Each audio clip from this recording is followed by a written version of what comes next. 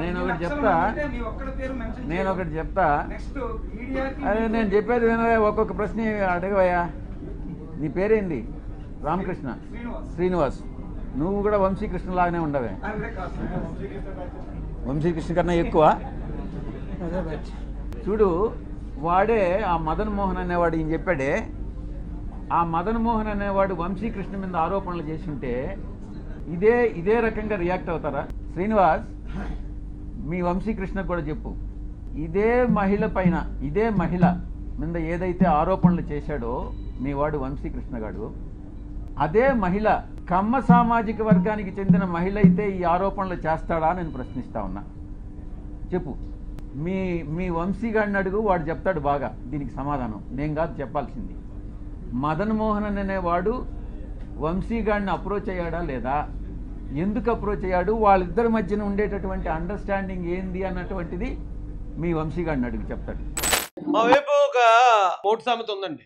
రూమ్లోకి వచ్చిపోయినోడు బాగానే ఉన్నాడు, రూమ్లో ఉన్నది బాగానే ఉంది, తలుపు తీసినోడికి వచ్చిందంట అంటాడు. ఇక్కడ కూడా ఎలా ఉందంటే అండి, ఈయన బాగానే ఉన్నాడు, సుభాష్ రెడ్డి బాగానే ఉన్నాడు, మదన్ మోహన్ బాగానే ఉన్నాడు, శాంతి గారు బాగానే ఉన్నారు. కానీ ఆ మదన్ మోహన్ రాజుని లెటర్ని బయట పెట్టిన మీడియా ఇప్పుడు ప్రాబ్లం. మీడియా మీద దాడికి మనోడు రెచ్చిపోతున్నాడు.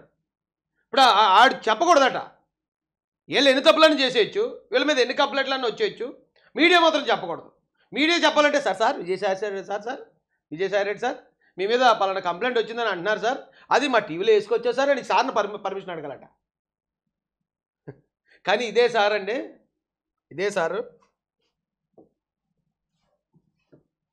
వైఎస్ వివేకానంద రెడ్డి గారు హఠాత్తుగా గుండెపోటుతో మరణించడం అన్నటువంటిది అత్యంత బాధాకరమైనటువంటి విషయం.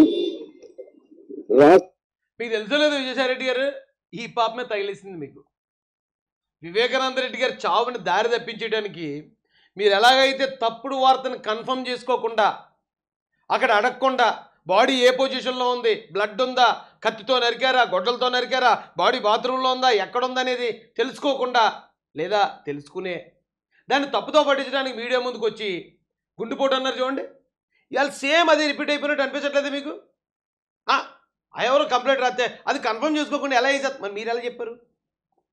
అక్కడ చంపింది గొడ్డలతో నరికి చెప్పారని అది తెలుసుకుని కూడా మీరు అబద్ధం చెప్పారు. లేదా ఒకవేళ తెలుసుకోకుండా ఎందుకు అబద్ధం చెప్పారు? తెలుసుకోకుండా ఎందుకు కంగారు పడిపోయి గుండెపోటు అని ఎందుకు చెప్పారు? ఇక మీ మీడియా నుంచి ఎందుకు చెప్పించారు ఇలాగా? మాజీ మంత్రి వైఎస్ జగన్ చిన్నాన్న వైఎస్ వివేకానంద రెడ్డి హఠాన్ మరణం చెందారు. కడప జిల్లా పులివెందులలోని ఆయన నివాసంలో తెల్లవారుజామున గుండెపోటుతో చనిపోయారు. వైఎస్ వివేకానంద రెడ్డి కడప నుంచి 2 సార్లు ఎంపీగా గెలుపొందారు. ఉమ్మడి రాష్ట్రంలో వివేకానంద రెడ్డి వ్యవసాయ శాఖ ప్రాణాలు తీసేసినా సరే వీళ్ళకి నచ్చినట్టు చెప్పేయచ్చు. కానీ అక్కడ మదన్ మోహన్ కంప్లైంట్ ఇవ్వడం కరెక్ట్ దేవాదాయ శాఖ కమిషనర్కి. ఆ కంప్లైంట్ ఇలా ఇచ్చాడండి అని చెప్పి మీడియాలో చెప్తే అది తప్పు సార్కి. అయ్యి బాబోయ్, అమ్మాయి ఎంత దారుణంగా ముదిరిపోయారా బాబు మీరు. అంటే ఇక మీరు మానవాతీతులు అయిపోయారా, ఇటు మీరు దేవదూతలు అయిపోయారా, లేకపోతే మహారాజులు అయిపోయారా, చట్టానికి అతీతులు అయిపోయారా? ఇక మీడియాని చంపేసి భార్యని ట్రాప్ చేయడానికి భర్తలు అడ్డుంటే వాళ్ళని డిఫేమ్ చేసేసి, లేకపోతే వాళ్ళని చేయరు. ఇంకా ఎవరో బాబా అతను చంపించేలేదు, మీరు అమెరికా పంపించారు, చంపించేలేదు, సంతోషం. చంపించేతే అసలు ఈ పాప ఎప్పటికీ బయట రాపోనేమో.